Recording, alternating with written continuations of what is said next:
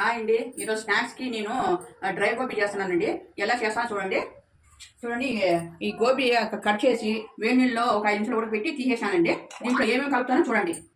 చూడండి, ఓ స్పూన్ నరేసాను ఇప్పుడు కారము, ఉప్పు అండి, కార్న్ఫ్లోర్ అండి, స్పూను కొంచెం వేసినా చూడండి. ఇది అల్లం వెల్లుల్లి పేస్ట్ అండి. ఇది బియ్యం పిండి అండి. బియ్యం పిండి వేస్తేనే రెండు రఫ్గా బాగా వస్తాయండి డ్రైగా. ఇదంతా ఫుడ్ కలర్ అండి. ఇది అన్నీ వేసి కలుపుకుందామండి. ఈ మరి కలుపుకున్నాం చూడండి. కొంచెం డ్రైగా కలుపుకోవాలా, ఎక్కువ ఇది నీళ్ళు వేసుకోకూడదండి. ఇదే చూడండి, ఈ మరి కలుపుకొని ఇప్పుడు వేసేసుకుందామండి నూనెలో. చూడండి, ఈ మరి ఒకటిగా నూనె వేసుకున్నామండి మనం విడిగా. చూడండి చూడండి ఇప్పుడు డ్రై అయిపోయింది, తీసేద్దాము. అన్నీ ఈ మరి వేపుకుందామండి. చూడండి, డ్రై గోపి రెడీ అయిపోయింది.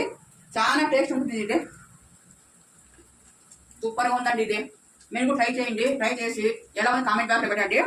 Please like and share, subscribe.